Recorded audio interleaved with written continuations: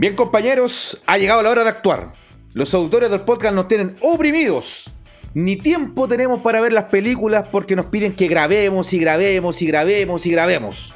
A lo que yo me pregunto, ¿qué han hecho los auditores por nosotros? Nos ayudan con el alcance de Spotify. Vale, sí, eso sirve, nos aumentan las escuchas, siempre bien, pero aparte de eso, ¿qué han hecho? Nos dejan 5 estrellas en Apple Podcast.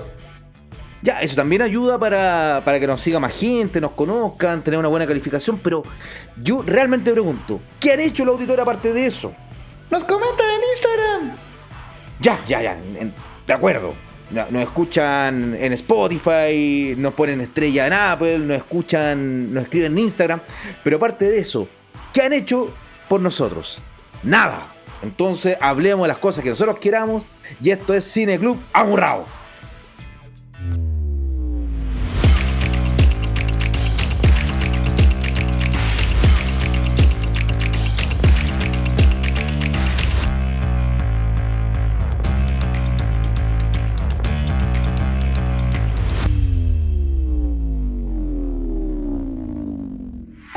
Cine Club es un podcast patrocinado por... ¡Nadie! ¡Si nadie paga! ¡Pero somos independientes! Cierto, pero tú, que nos escuchas, nos puedes apoyar dejándonos comentarios, compartiendo nuestro material y también siguiéndonos en Spotify e Instagram.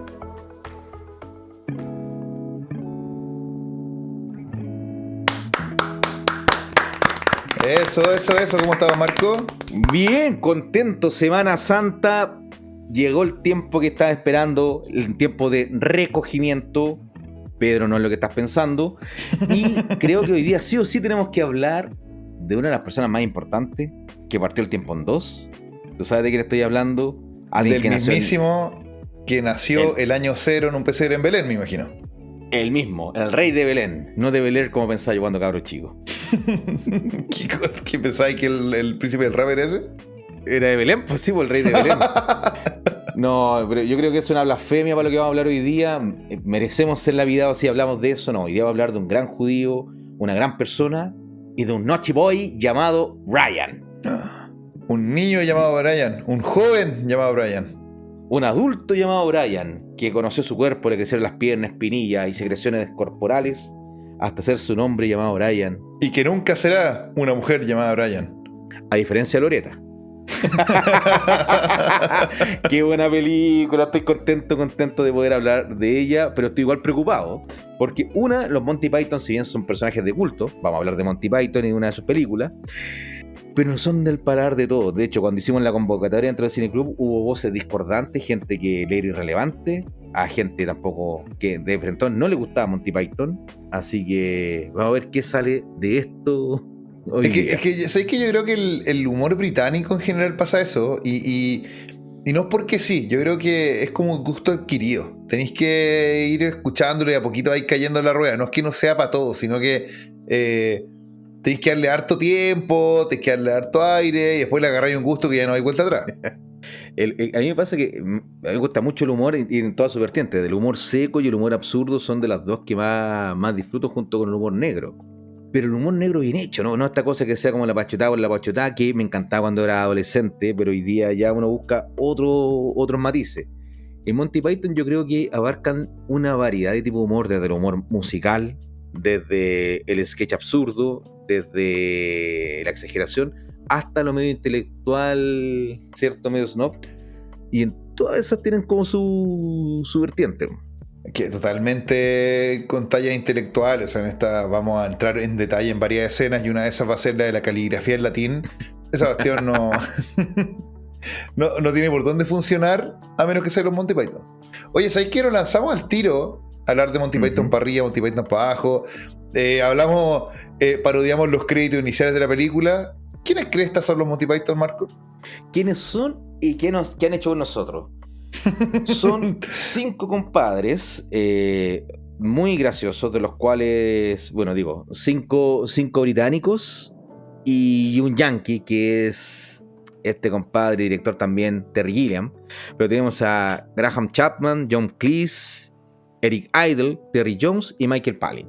Esos son los socios fundadores de este tipo de humor absurdo, que tenían una serie de sketches en la BBC, tuvieron su programa de televisión en la BBC, con 4 temporadas, que la principal gracia que tenían eran que, no sé, eran bloques de, supongamos, 30 minutos, y habían chistes o rutinas individuales, sketches individuales, pero que se iban concadenando en el mismo programa. Entonces, el final de un chiste se concordaba con la continuación del segundo sketch.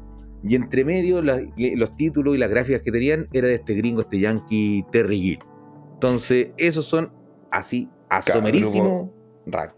Grupo británico de comedia de los 60-70, que yo me atrevería a decir que no hay ninguna beta de la cultura pop a la que este impacto no haya llegado. O sea, no importa el comediante o artista favorito que tengas del medio que quieras, probablemente tiene algún grado de influencia de Monty Python. Este grupo, como decía Marco, claro, tenía este sketch que era el programa que dan en la tele, el Flying Circus, que era un programa que se paralizaba Inglaterra cuando lo daban en la tele. Y claro, como tú bien decías, tiene un hilo conductor que las tallas se van subiendo una sobre otra. Entonces te va armando este chistecito que primero parte despacio y después cada vez está riendo más fuerte.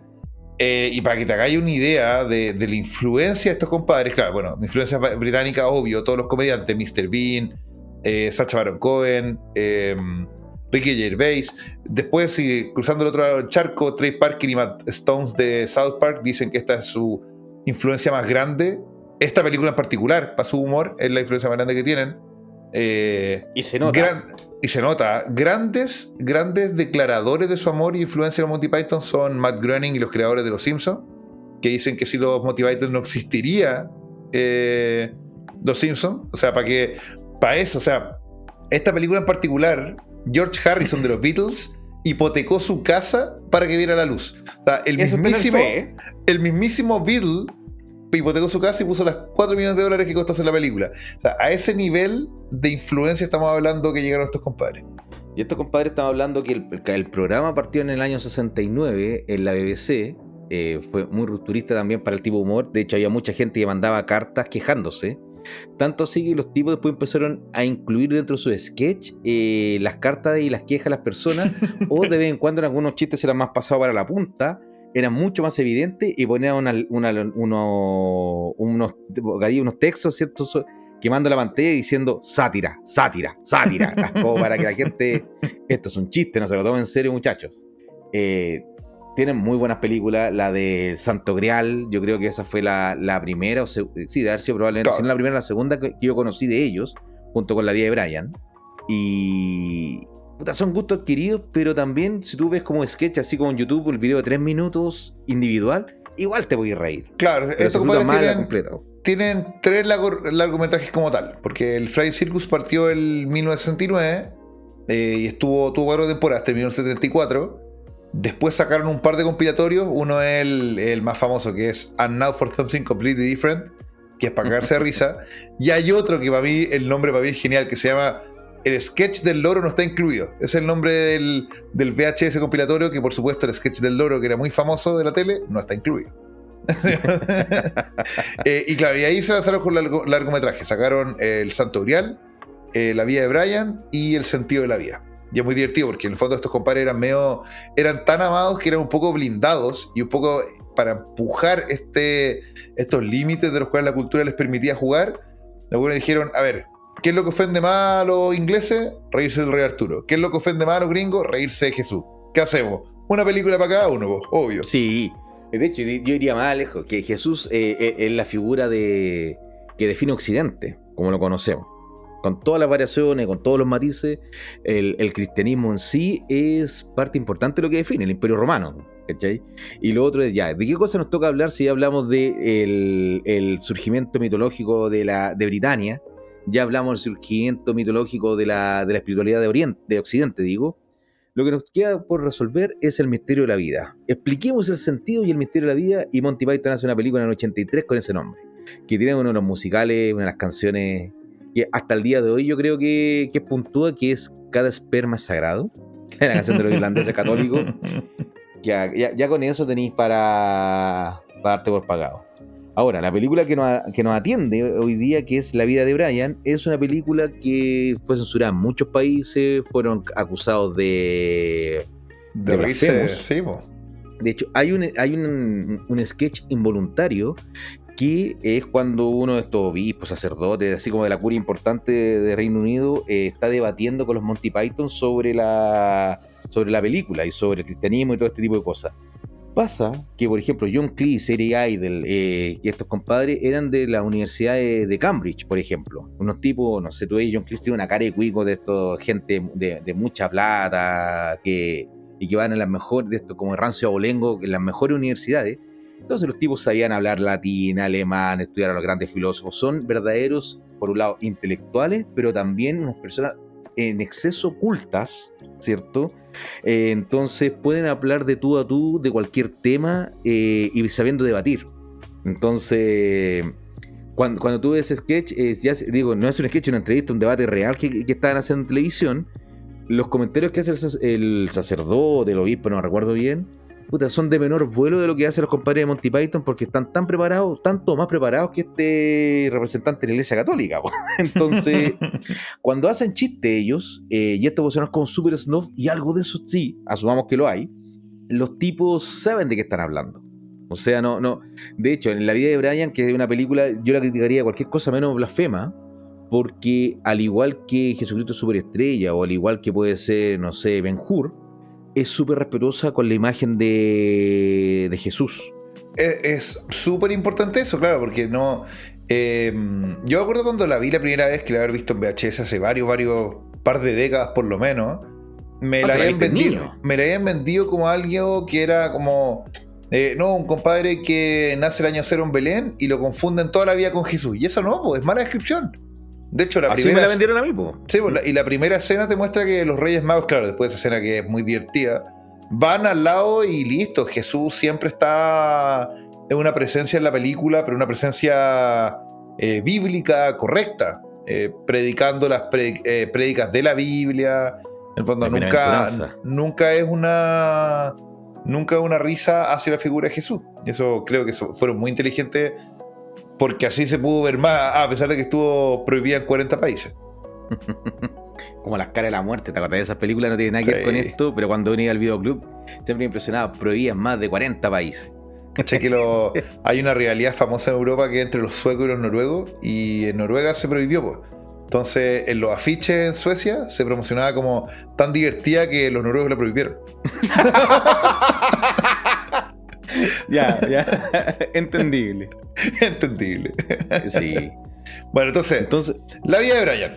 La vida de Brian. ¿Qué es esta película? Esta película de 1979, dirigida en pareja por Terry Gilliam y Terry Jones, principalmente por Terry Jones. Ya acá las películas de los Monty Python, esta es la única que tiene doble crédito con Terry Gilliam, a pesar de que Terry Gilliam tiene una carrera más prolífica que Terry Jones fuera del grupo de los Monty Pythons.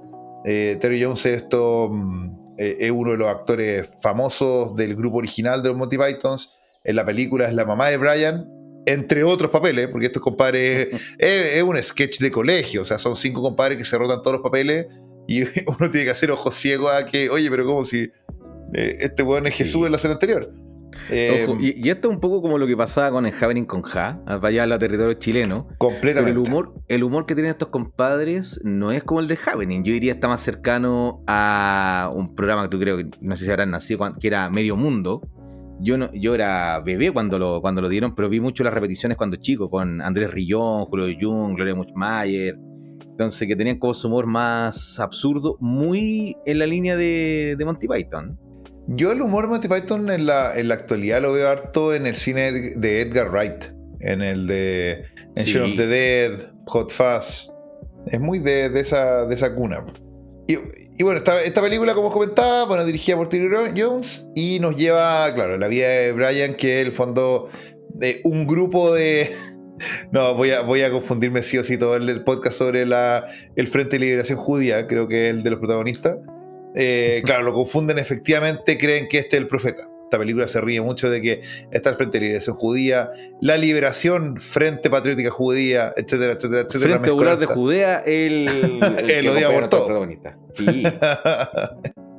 Que no hay que confundir con el Popular Frente de Judea, que son los archienemigos.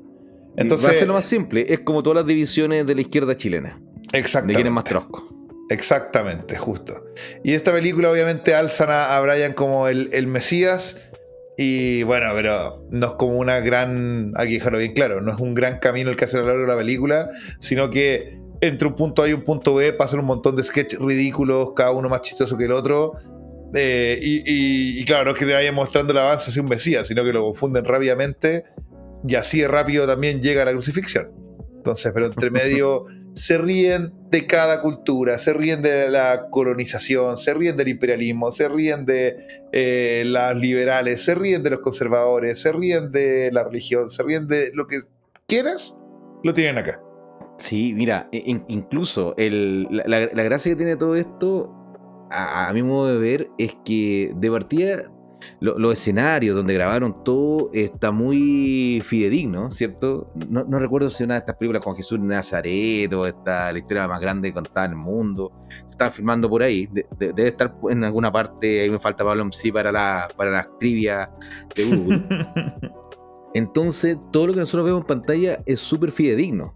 El tema es que así como es fidedigno, ellos hacen risible cuáles son las opiniones, las creencias y el modo de cómo se relacionan las personas frente a la autoridad o frente a la figura de poder. Un ejemplo es cuando muestran a Jesús por primera vez, bueno, la primera vez que lo muestran en el pesebre, cuando parte la película, pero ya adulto cuando está haciendo las prédicas de las bienaventuradas. Bienaventurados los pobres de corazón, los humildes de corazón, las bienaventuradas, bla, bla, bla. Años que no voy a misa, así que no me acuerdo cuáles eran, pero lo que sí recuerdo que eran preciosas. Y se empieza a alejar la cámara y te muestra el entorno, y así en este monte hay decenas de personas, y alejadas muy hacia atrás están nuestros protagonistas pero escuchando toda media porque no había sistema de acústico amplificación. Obvio. Entonces, bienaventurados los ¿qué? Los bienaventurados los que hacen queso. Ay, ¿por qué? No, porque el queso, no, se refiere al queso, no, también se refiere a los lácteos, es una metáfora.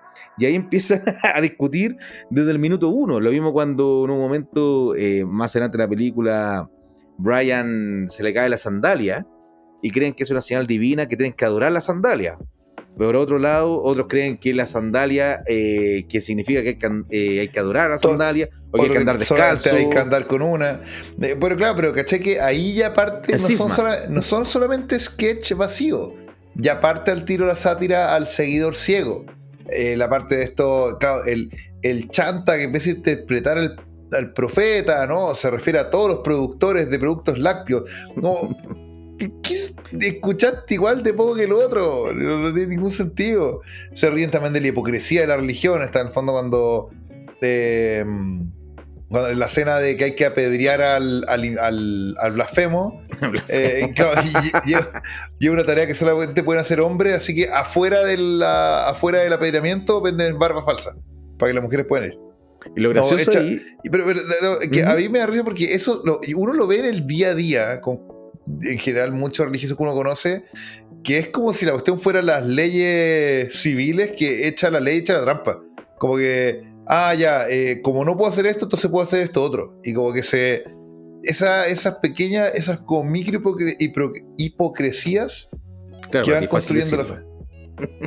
Ahora, yo creo que más que micro hipocresías son hipocresías pura y dura que nos representan como seres humanos que somos. Es como los católicos chilenos y la ley de divorcio, que eso iba a acabar con las familias chilenas. Pero todos los católicos que se casaban y tenían plata y querían divorciarse se anulaban. Y un tema legal en realidad dijimos que vivíamos en la comuna A y en realidad vivíamos en la comuna B, entonces técnicamente el contrato hay que anularlo porque no correspondía a la información, y era un divorcio así, pero a la chilena. Acá, de las cosas que parte de la película, como digo, no quiero ir escena por escena porque si no va a ser peligro que tengo, que no hemos hablado, que cuando uno habla de comedias, ¿perdón? Alto ahí, bueno, la policía de la revisión de escenas, bueno. Eso no tiene sentido. Sí. Volvamos. Porque hablar de comedias, uno cae mucho en, oye, qué chistoso esto, sí, chistoso, ¿te acordáis de esto? Sí. Pero creo aquí que sí es meritorio hablar de los créditos, que son de uno de mis créditos favoritos del cine, que es con esos diseños que lo hace justamente este compadre, ¿cómo se llama? Terry Gilliam, con una música cantando la canción del niño Brian, que después se convirtió en el adolescente Brian, y creció hasta convertirse en el hombre llamado Brian, que toda la música y todo el sonido me recuerda mucho como a la canción de Goldfinger de James Bond. Como que tiene esa sonido, esa cuestión y la épica del Prelude, entonces, con toda esa épica solemne, con una letra pelotuda, hace esa contradicción que yo me cago en la risa. En cuanto a lo del apedreamiento que tú decís, creo que el punto alto de eso es que los 5 Monty Python, los 6 Monty Python son hombres, ¿cierto? Claro. En general, Terry Gilliam no actúa mucho, o en las películas cuando sale habla re poco y como tiene una cara media mandriloide, no sé, como que... De hecho, acá el guardia con necesidades especiales que custodia los... Sí, Solo en un momento cuando no están viendo y que... no, que se hace pasar, pues. Sí, pues. Eso es para cagarse la risa. Que es lo mismo que ocupan en Los Simpsons cuando Nelson está hablando de... Está el director de Skinner caminando y Nelson dice: los incesantes de las moras es que las... y dice: y así le rompí su mandarina. Como cambiando el tema. Y en esta cuestión son hombres interpretando, o sea, actores interpretando a mujeres, que el personaje mujer femenino usan barbas falsas y que son muy falsas, así como de algodón de viejo pascuero en la plaza, ¿viste? haciéndose pasar por hombres. Robert Downey Jr., Monty Python lo inventó 50 años antes que Tropic Thunder. Pero ¿sabes que Tropic Thunder es una película que también encuentro muy buena y que... O sea, deberíamos guardarla para el especial de comedia de este año. Sí. Así que esa también es recomendación. Pero ese blackface no tiene nada que envidiarle al de la escena inaugural de La Vida de Brian. Oye, ahora que la vi yo no lo en había buena visto. calidad. Yo te juro que no lo había visto. Yo esta película, la mejor calidad de la que la había visto había sido en un DVD, un CD quemado, ¿cachai? Es la mejor calidad que yo la había visto. Y creo que eran 2 partes. Una cuestión así. Y jamás había cachado que es Baltasar, ¿no? Baltasar el mago negro. Gaspar, Baltasar y Melchor. Sí, nunca Baltasar había cachado que era John Cleese pintado, pero bueno, con carbón ordinario. O sea, no pasaba piola, pero ni por si acaso. Es que lo hacen a propósito, es como un betún así, agarrar el botón de zapato. Ahora que me acuerdo, yo también hice. Para el colegio también me. No. Sí, pero eran otros tiempos y tampoco la cultura, nosotros no podemos estar adoptando ciertas sensibilidades que no tienen que ver con nuestra idiosincrasia a ese momento. Hoy día que hay más mixtura de pigmentación y cosas así, tal vez diríamos tener otro punto de vista, pero para mí la comedia es la comedia y si el chiste es bueno, da lo mismo, ¿cachai? Esta película, como decimos, tiene estos sketches, tiene el tema de burlarse mucho de cuáles son como las motivaciones o cómo se comportan los fanáticos. Y acá se entiende el fanático político, por ejemplo, este Ejército de Liberación de Judea, de Movimiento de Liberación de Judea, o los de Judea libertarios, ¿cierto? Frente Popular. Bueno, acá está mencionado que hay un montón de chistes con eso. Y claro, o sea, lo que hoy nos motiva para la risa, pero en el fondo lo que quería representar, sí, que era claro, este compadre que están hablando sobre qué cosas quieren luchar en el Frente de Liberación, y uno dice: es que yo ahora quiero ser mujer, quiero que me haga Loreta. ¿Pero cómo? Y está algo, ¿pero cómo? No, es que quiero tener hijos. ¿Pero qué tal lo mismo que hay que ir mujer si no podéis tener hijos? Y ahí un compadre toma el más progre del grupo. El más progre. No, es que vamos a luchar por tu derecho que tenga hijos, aunque no puedas tener hijos. Sí, ya. Luchar por el derecho a que puedas tenerlos, independiente que puedas o no. Pero lo chistoso es que está diciendo: mira, nosotros con Frente Popular de Judea, los voluntarios, y la otra dice, y voluntarias, sí, voluntarios y voluntarias, vamos a luchar por los derechos y las responsabilidades de los hombres y las mujeres. Sí, del hombre y las mujeres. Y sigue así. Uy, pero ¿por qué estáis hablando tan preocupado de las mujeres? Es que quiero ser una. Y lo chistoso acá, claro, estamos hablando de que esta película del 79, todo el tema transgénero era una novedad, era o sea, muy risible. O sea, no era tema, no. Entonces, no claro, este era el chiste, po. Era como, se entendía como, se quiere travestir o debe ser homosexual, algo así. Lo curioso es que ninguno de su grupo se lo cuestiona, sino como que se miran raro y lo siguen, y después en adelante siempre es Loreta. Y la tratan como una ella, sin un juicio de valor al respecto. Entonces es como el chiste de el más progre de los progres. Y lo que me gusta acá, no sé si estaban en asamblea universitaria, cuestiones así como tratar de organizar algo, andan por ahí cuando queremos elegir el capítulo que vamos a hablar con Cineclub, donde este grupo revolucionario, que ya no quiere hablar. Basta ya de discusiones, asambleas y conversaciones. Tenemos que ir a la acción. Sí. Basta de discursos que no llevan a nada. Sí. Bueno, ¿quiénes vienen a la votación de hoy día? Sí, para que hagamos hasta algo ipso facto. Y esa discusión de que estáis 3, 4 horas en una asamblea discutiendo y todo, celebrando quién es el más revolucionario de los revolucionarios, para simplemente escribir un panfleto de estamos en contra de todo y queremos culpar a los que resulten responsables y condenamos la violencia, venga de donde venga, y queremos justicia, caiga quien caiga. Y esa huevada hasta el día de hoy, puta, tristemente, no me gusta hacer mucha referencia a la contingencia porque pasa el tiempo y después esa cuestión como que se pierde. Pero hubo este terrible accidente en el estadio acá en Chile, donde murieron un niño de 3, una niña de 18, y lo que es un horror, un drama evitable, y esperemos que esto sirva para sentar conciencia. Tuvo ahí de gobierno, oposición, de todos los colores políticos, de los empresarios, todo apuntando con el dedo diciendo que terrible lo que pasa, pero nadie diciendo algo concreto. O sea, ya en esta película se reía de eso que seguimos viendo hoy día en un montón de ejemplos. Claro, que es la línea 1 del libro de la política, ¿no? O sea, lo que haga ruido es lo que te sirve, no importa para qué lado. ¿Y cómo no iba a enojar esta película a todo el mundo? Del Vaticano para abajo. No, es que bueno, y además lo otro interesante que tiene esta película que como comentamos al principio, ya para cuando salió, ya los Monty Python ya 10 años de carrera, entonces ya eran autoconscientes de ellos mismos. Entonces podían reírse. Uno, estaban blindados, que es lo que habíamos hablado al principio. Estaban blindados, en el fondo eran hijos ilustres de Reino Unido. Entonces podían hacer un poco lo que querían, pero además eran autoconscientes del humor que estaban haciendo. Podían usarlo a su favor, con qué cosas reírse. Podían dirigir la opinión hacia donde ellos querían. Y podían básicamente hacer lo que querían. Pueden meter Deus Ex Machina entre medio. Pueden meter extraterrestre. También. Y con plato volador y todo. Y da lo mismo, ¿cachai? Porque tú ya estás entregado a esto. Pero una de mis... No hablar de la escena como tal, sino que uno de mis recursos favoritos es que los extras en estas películas estaban amenazados. ¿Tú sabías esa amenaza, no? Tenían que mantenerse serios. Los extras en esta película estaban amenazados que tenían que estar serios, se reían, no les pagaban. Era mentira, por supuesto. Entonces, en esta película hay una escena famosa donde todos explotan de risa, pero en general tú puedes estar viendo cualquier extra en esta película y vaya a ver cómo están con los cachetes inflados. Y eso es un nivel de meta humor que yo creo que es imposible lograr a menos que tengas una carrera de décadas detrás y la gente que está actuando contigo porque te conoce y quiere estar ahí. Es que se genera la comicidad porque uno puede decir, ya tal vez el sketch en principio no está chistoso, pero empieza a ver la cara de la gente que más que reírse está conteniéndose la risa, y uno con eso ya empieza a debilitarte y empieza a reírte. Ahora, mencionaste una escena famosa, pero ¿de qué trata esa escena? Sé que no hay que hablar mucho de la escena en particular, pero esa yo creo que es uno de los mejores chistes de el Vicus Dicus. O sea, de la época de los romanos que ya estábamos con los chistes del Vicus Dicus.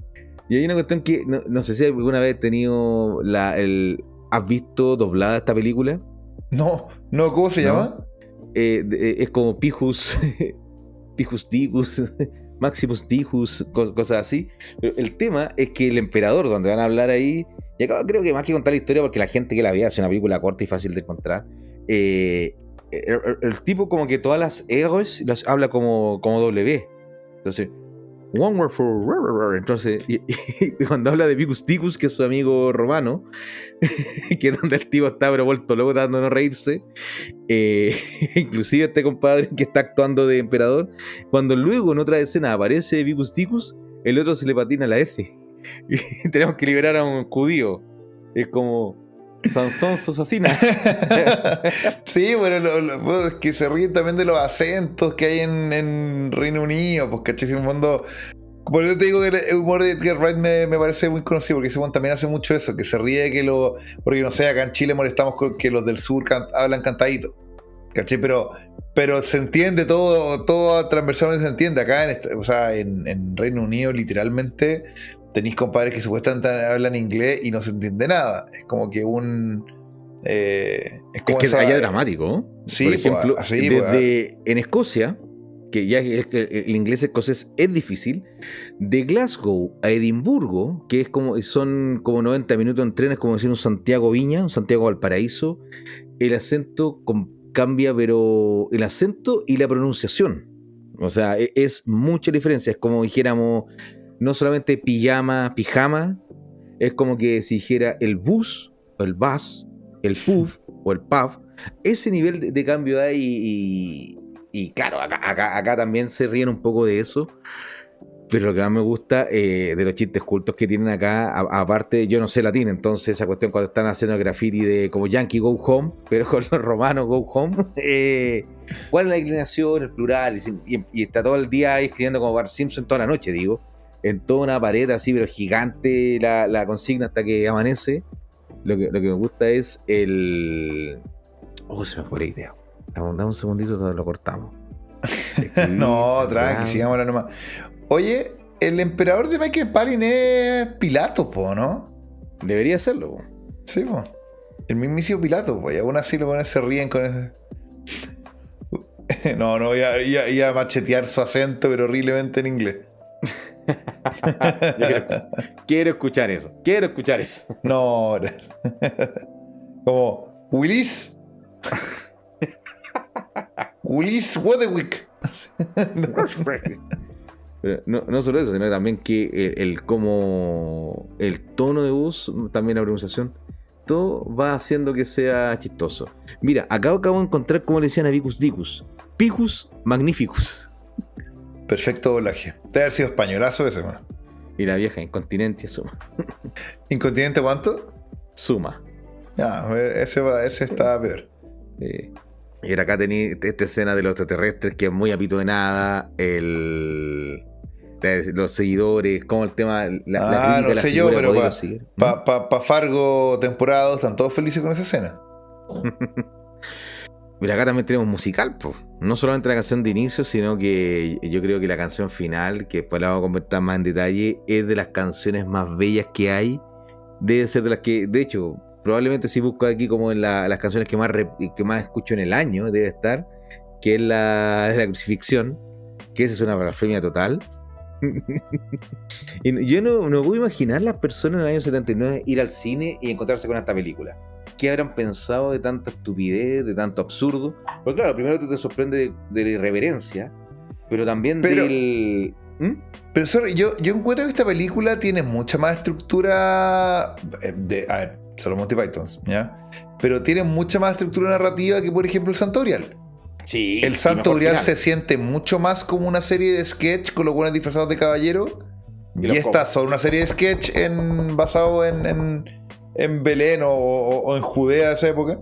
Pero igual tiene una línea argumental de lado. Entonces, si tú venís del cine habiendo visto hace 2 años que la película termina porque llegan los pacos y se llevan presos a los caballeros, tú ya esta batites esto del Padrino, po, en términos de estructura realista.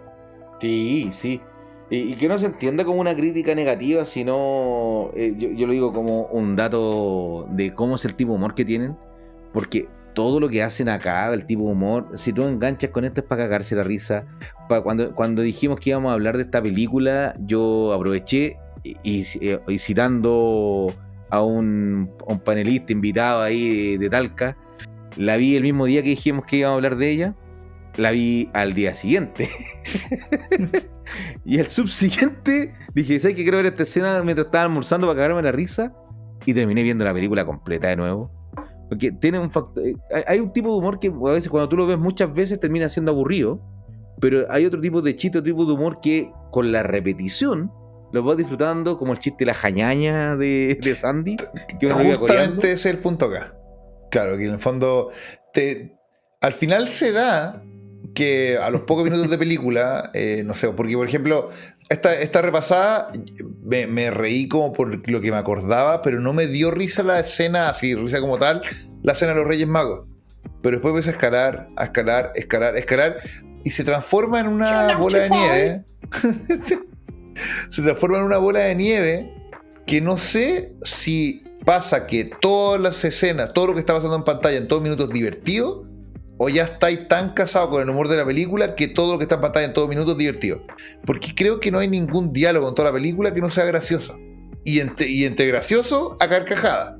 Esos son los niveles que se mueven todo diálogo de la película. Y no solamente diálogo, todo minuto. Porque, por ejemplo, la escena de los gladiadores, que es un weón que no tiene diálogo. Qué buena esa. Pero como claro, te muestra el típico gladiador gigante que te han mostrado la película del gladiador. El mismo, ese weón gigante y cargado como con un casco de hierro, no sé qué. Con un esclavo flacucho al frente. Y el compadre da vuelta al estadio hasta que el otro weón cae rendido nomás. Porque Me ataque el corazón y muere. Y lo chistoso es que el coliseo está ahí como brazos amputados, piernas, sangre, cadáveres, de todo. Y se va moviendo la cámara y aparece que dice matiné infantil. Entonces, cresta, ¿qué iba a pasar después de esto? Bueno, es sabido, y quien no lo sepa, quien se vaya enterando si llegó hace poco a Cineclub, vaya a nuestro Instagram y va a notar que lo que dice abajo es que nos gustan las películas de gladiadores. Así que al igual que esta pasa. ¿Y dónde está el piloto? Vaya que esta película para mí cuenta como película de Semana Santa, cuenta como película religiosa, cuenta como película gladiadores y cuenta también como musical, independiente que lo sea o no. Estos son los pretextos que tengo yo dentro de mi abanico cuando quiero ver una película de ese estilo. O sea, esta es polifacética, multifuncional para mis necesidades. Oye, y caché que esta primera en mi vida que me entero que tenía escenas eliminadas, Juan. ¿Tú sabías?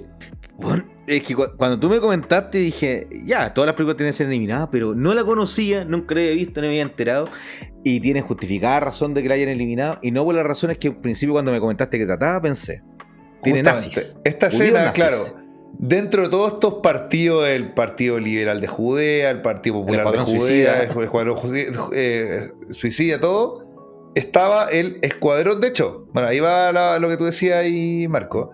Estaba el escuadrón de Otto. Así, tal cual. ¿Quién es Otto? El líder del grupo que se llama Los Judíos Nacionalistas Suicidas, que son un weón con un gorro alemán que en vez de la suástica tiene la estrella de David. Está vestido como otomano. Pero disculpa. Sí, pero ya, tiene el sombrero más que nazi, como el prusiano con el clavo arriba, ¿cierto? Claro, la punta arriba. ¿cómo se y llama la estrella de eso? David, de las puntas de la estrella sobresalen como una especie de líneas que se quiebran como haciendo el símbolo de la esvástica. Claro, y estos buenos, ¿quiénes son? Son buenos que luchan por eliminar a todas las razas impuras que son las no judías, tales como los gitanos. Gitanos, homosexuales. Pero parten buscando al líder. Sí, pues ahí dije, hey, líder. Con el bracito a los Max levantado también de por medio. La escena es divertida, el personaje es divertido, pero lo que hablábamos con Marco, no está eliminada ni por ya vimos todo, o sea, son los motivos de nuevo. No está eliminada porque sea sarcástica o porque hiera sensibilidades. ¿Por qué está eliminada, Marco? Porque uno de los mejores chistes, y que tal vez debe ser de mi favorito, tiene que ver con la misma estructura que aparece acá, que la del Escuadrón Suicida. Una vez que, spoiler, Brian toda la vida lo confunden con Jesucristo, entonces termina crucificado. Y dice, ¿quién me va a liberar? Así como, oh, ¿y quién podrá ayudarnos? Y entre medio aparecen al fondo del horizonte, muy el estilo Kurosawa, subiendo el monte, ¿cierto? Un grupo de compadres con armas todos que se presentan y dicen, somos el Escuadrón Suicida de Judea, el Escuadrón Suicida. Proceden a sacar un arma, abren su pecho y se entierran la espada en el pecho para morir. Son efectivamente el Escuadrón Suicida. Es lo que hacen. El tema que en el chiste de los judíos nazis también estaba la estructura de que o sea, son ellos. De hecho, estaban vestidos iguales, son ellos, claro. Solamente le quitaron el nacionalista para hacerla más piola. Guiño, codo, codo. Entonces, en esa escena, la de la eliminada dura como 3 minutos, 4 minutos, y es para cagarse la risa, pero en cambio el chiste del Escuadrón Suicida que tú estás esperando en el momento de mayor frigidez, la aflicción, digo, que está Brian crucificado, sufriendo, llega la caballería a salvarlo, viene el Escuadrón Suicida. El Escuadrón Suicida usualmente son los que se meten a las misiones más difíciles, que están dispuestos a dar su vida para poder llegar y lograr su cometido, y acá lo que hacen es morirse, asesinarse, suicidarse. Son unos ex-parrot. Se van a unir con su creador. Dejaron de ser, ya no existen. No more, ¿cachai?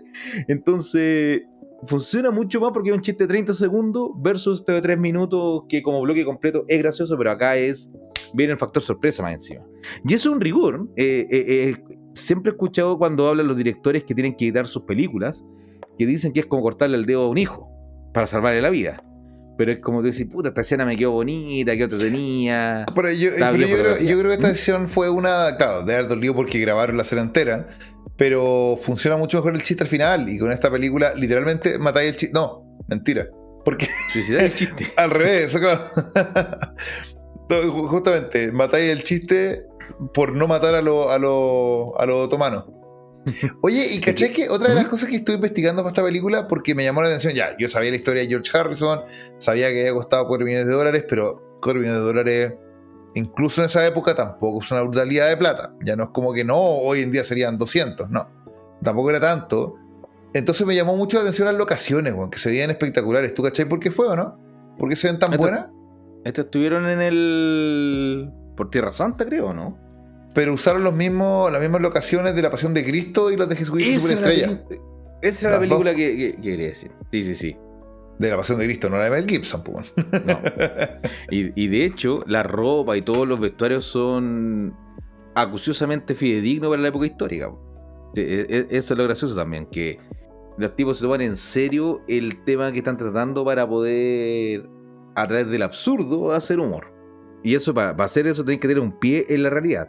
Porque si fuese todo loco, todo chistoso también, como que llega a ser repugnante, ¿cierto? Como cuando algo gracioso sobre gracioso no funciona. Tiene que haber algunos que sean más serios, que sean más humor seco, lo que hablábamos en el capítulo de Diamita Show, con esta dinámica de Lindo y el Flaco, que uno es el serio y otro es el payaso. Acá también ahora, estos se van repartiendo los personajes de escena en escena. ¿Quién le toca hacer el rol? Pero algo así también funciona con el tema de que sea fidedigno y realista el escenario donde están, el entorno donde están, la locación. Justamente, pues ahí, bueno, hagamos como que son un podcast de cine, y ahí, claro, conversa mucho con que estos compadres también son cineastas, pues entonces también, si bien son intocables, si bien son ídolos, igual están dentro de la economía y la industria. Entonces los buenos tenían que hacer estándar esta película, que no les querían financiar, porque las tenían muy jugar al límite, así que los compadres tuvieron que irse, echar línea a la última línea, o echar mano a la última línea, o sea, tuvieron que ir a revisar dónde podían ahorrar, se fueron a usar más que los sets, las locaciones que ya estaban acondicionadas para la película, de La Pasión de Cristo, de Superestrella, ocuparon atuendos de esa época, ocuparon las cruces, ocuparon los sets completos de interiores también. Entonces, también te habla de que los buenos tenían que jugar el juego y que eran inteligentes para jugarlo. Y vaya que se agradece ese tipo de riesgos también que toman, pero de que no se den al chancho para que logren financiar otra película o que le den luz verde, porque es súper difícil ese equilibrio de cuánto tienes que sacrificar para que sea algo popular o sea rentable, pero que eso no vaya en desmedro de tu visión como autor y tu opinión o las cosas que quieres realmente hacer. Y creo que acá se logra ese equilibrio en esta película, que yo creo que hoy día sigue siendo una vocación de culto, porque a pesar de ser una película muy popular para la gente que le gusta el cine, a la mayoría de las personas, si tú un almuerzo en Semana Santa comiéndote tu pescadito en familia y dices, ¿tú has visto la vida de Brian? La mayoría de la gente, me atrevo a decir, dirá, no la conozco, no sé de qué es, no sé de qué trata. ¿Tú creí? Igual, sí. Para bien o para mal, porque como hablamos al principio, no es de gusto de todos. Uh-huh. Pero no sé, yo igual ha permeado harto. Los Monty Python son un hito relevante en la cultura. Sí, pero nosotros estamos más metidos en esto, entonces tal vez con la gente que nos rodeamos y con la que conversamos está más pegado en eso. Ahora, un modo fácil de saberlo, mira que estoy clivatero hoy día, es que nos comente la gente que haga el ejercicio, lo que nos están escuchando, gente querida aquí que sigue. ¿Qué han hecho por nosotros? ¿Qué han hecho con nosotros? Les damos una misión. Pregunten en su casa o a su amigo en el trabajo si conoce la película La vida de Brian. Y comenten, no he conocido la verdad o todavía no veo la luz. Ahí en Instagram y en Spotify. Está entretenida la conversación en Spotify que se están dando. Así que hagan eso, pues ahí vamos a salir de la duda y que no quede solo en el Tincómetro. La data es que son difíciles de encontrar en general. O sea, En streaming, siempre, porque están todas las películas de Monty Python están para arrendar. Pero los sketch, por ejemplo, creo que no están en ningún lado. O sea, o internacionales o comprarlo. En el 2018, 2019 estuvieron, no sé hasta cuánto tiempo, pero estuvieron en Netflix, que compró todo el catálogo. Y ahí tuve la oportunidad de ver la serie completa, están todas las películas. Pero también, y eso yo creo que pudiéramos ir cuando vayamos a las recomendaciones de qué películas han hecho, o han actuado, o han dirigido, han escrito también los personajes de Monty Python. Hace poquito recomendamos una. Siempre estamos recomendando una. Así, porque la otra fue Juan Carlos, el pez llamado Wanda. Que ahora estuve revisando, la sacaron del streaming. No. Sí. Tuvo vida corta esa recomendación, pero así como va, así como viene. Ahora, la mayoría de estas películas yo igual sé que están en YouTube. Tú buscas La vida de Brian, igual aparece. Sí. Tal vez no con la mejor calidad, pero igual se deja ver.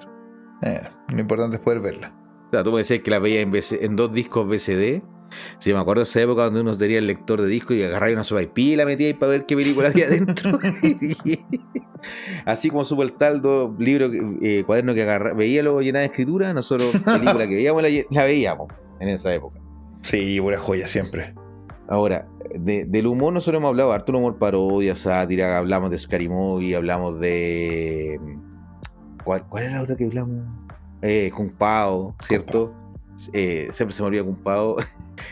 Pero en esta película creo que si bien tiene elementos de eso, o dicho de otra forma, las películas posteriores tomaron elementos de lo que hace La vida de Brian o Monty Python en general, esta va por otra línea. O sea, no es solamente el humor absurdo por ser absurdo, sino también tiene, como hablamos, la crítica a las figuras de poder, a lo que hace la gente que sigue ciegamente un movimiento. Hay mucha crítica política, pero que no es denso. Eso es de lo más rico del humor británico, bueno. No sé si te pasa, por ejemplo, y yo no sé si es imitable. Yo veo el día de hoy, no sé, a Ricky Gervais, que es completamente nieto de los Monty Pythons, completamente su humor, que el güey está diciendo cosas brutalmente honestas y brutalmente crudas, y aún así logra decirlo de una manera que es chistosa. No sé, lo más cercano, no, a ver, los gringos tienen 2 exponentes en ese sentido, los 2 muertos lamentablemente, George Carlin y Bill Hicks, que creo que son los que más se acercan al humor británico en términos de que se ríen de cosas horribles de manera, pero, perdón, no se ríen de cosas horribles, sino que te hacen reírte de cosas horribles con un discurso político con alta carga de opinión. No es pegarle a lo que está de moda, que es lo más fácil. O sea, a mí me encanta el stand-up y me cago en la risa con estas cosas. Me cago en la risa cuando le pegan al político el momento, el condoro del momento.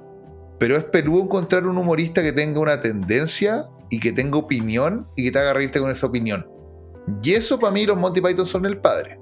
O el abuelo está. Sí, y pasa, el tema de la conversión del humor es súper larga. El reírse, creo que es muy meritorio reírse sobre todo cuando alguien tiene una opinión distinta a la de uno. Ay, me salió el Loreta. Por ejemplo, pienso, no sé, acá en Chile, el primer estandapero que uno conoció, el Café Conserje, que se decían, el Coco Legrand. Las opiniones políticas de Coco Legrand, digamos que distan bastante de lo que yo haría o lo que me gustaría pensar que yo haría. Por de pronto, no sé si yo estaría haciendo reír a un genocida, pero también no sé si tendría los huevos para negarme. Yo creo que no, ¿cachai? Y pega es pega, y tal vez trataría de justificarme de algún modo y todo.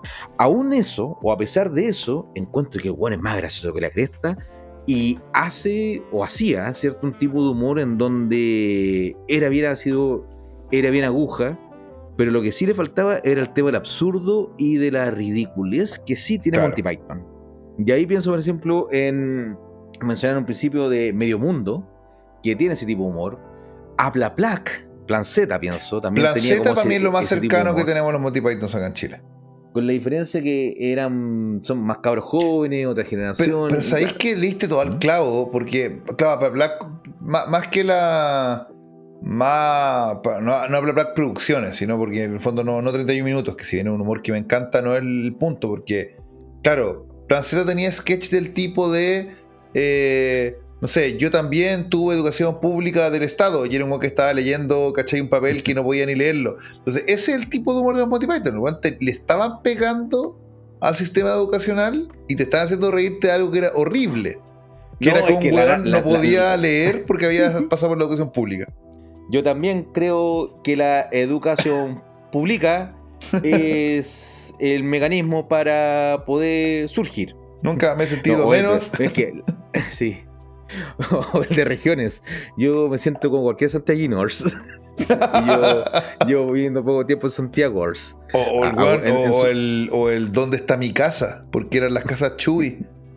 No, la weá era horrible. Era un cabrón grabado. No, yo te voy a dar el punto completamente marco ahí. Creo que Plan Z es heredero completamente del humor Monty Python. Oye, antes que llegue el Paco a censurarnos, que nos estamos yendo del tema, quiero recordar dos cositas de Plan Z que creo que hoy día es más vigente que nunca, como la cuica que visita y habla como paternalistamente con los pobres, así como, oiga señor, ¿y usted cuántos hijos tiene? Que tú veías así como el día domingo y el viejo desdentado, no tengo 7 hijos. Ah, que usted no tenía televisor. Y veía un cuico hablando así como tratando, como si fuesen gente estúpida por no tener educación, ¿cachai? El sketch de Lo Pintana. Ah, no, ese no lo he visto. Venimos acá a Lo Pintana, donde es super kitsch. Ya, va a llegar el Paco. A la moda. Va a llegar el Sí. Paco de contar sketch. Ya. ¿Tiene ese tipo de humor? O el de...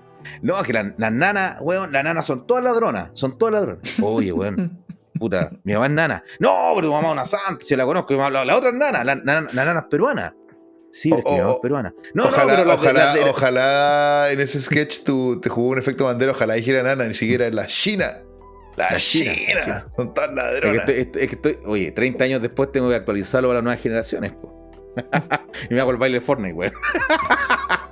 Bueno, pero cachen los coletazos de los Monty Pythons, pues, bueno.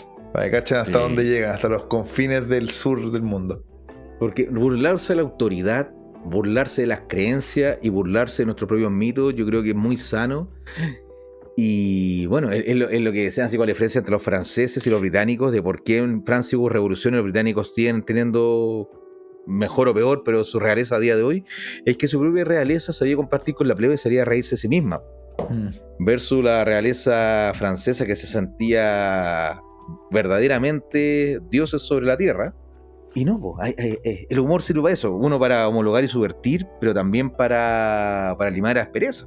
Para poder servir como catalizador de todas las neurosis que uno puede tener como persona, como sociedad. Así que Monty Python en ese aspecto sigue siendo vigente porque de lo que se burla sigue siendo vigente.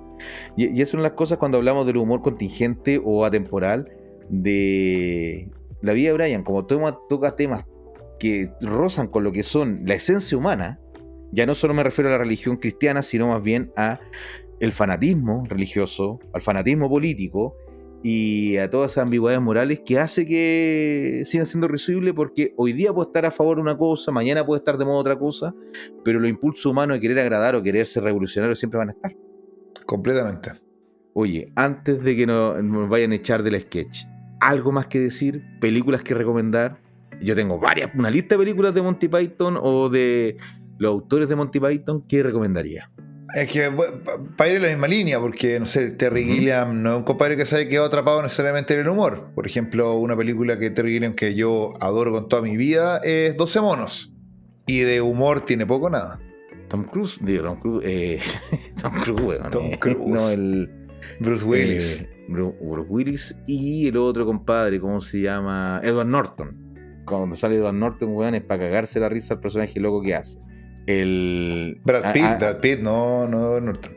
Ah, bueno, para mí son lo mismo, weón. Ya. Después estáis lento, weón.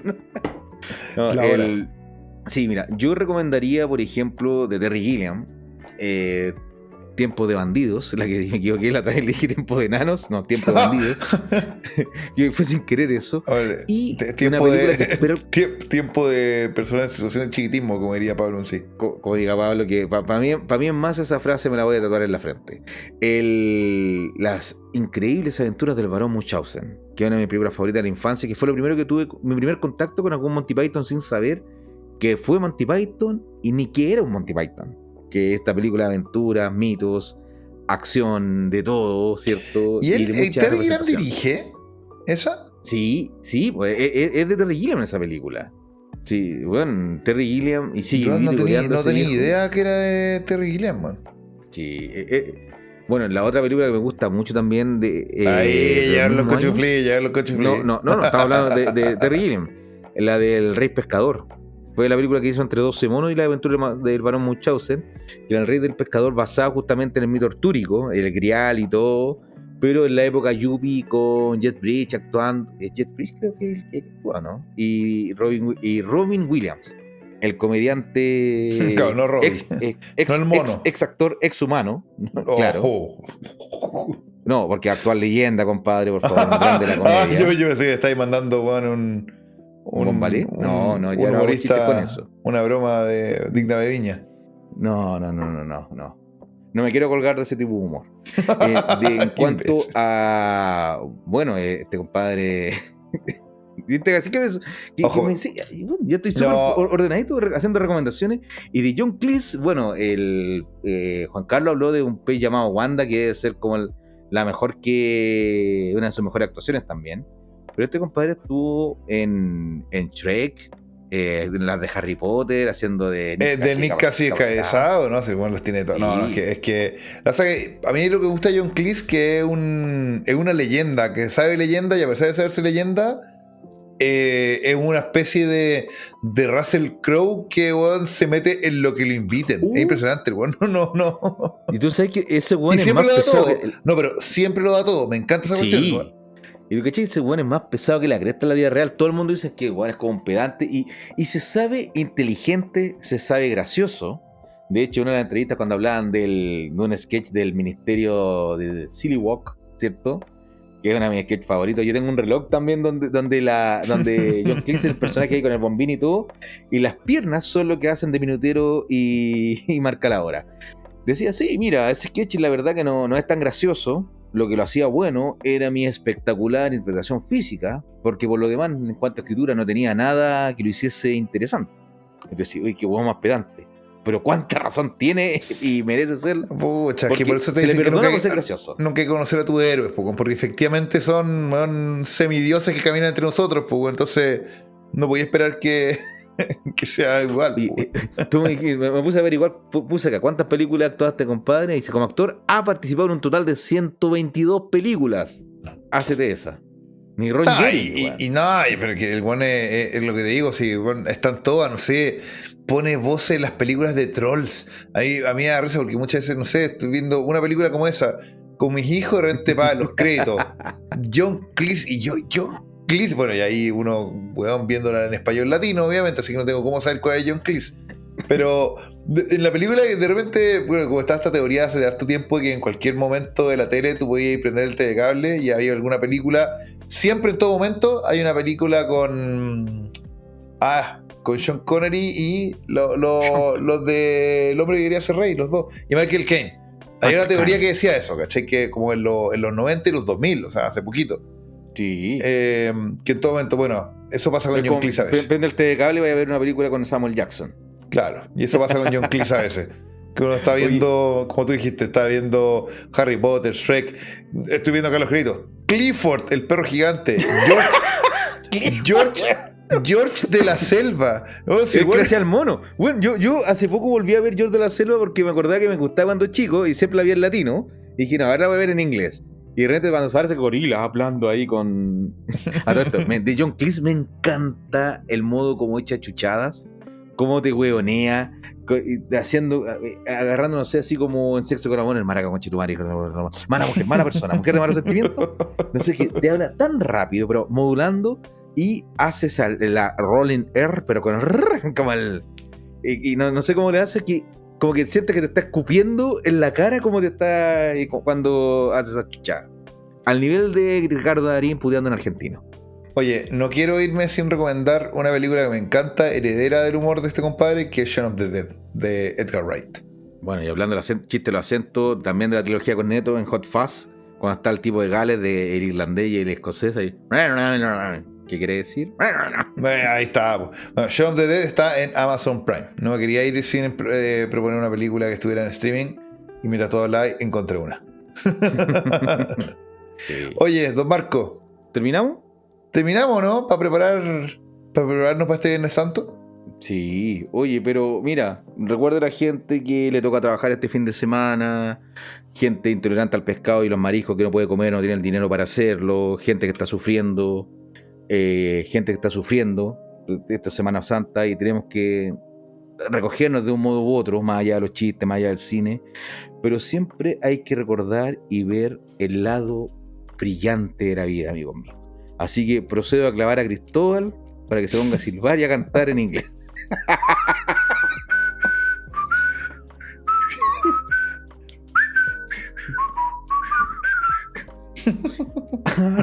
Corre, Ya. cortina.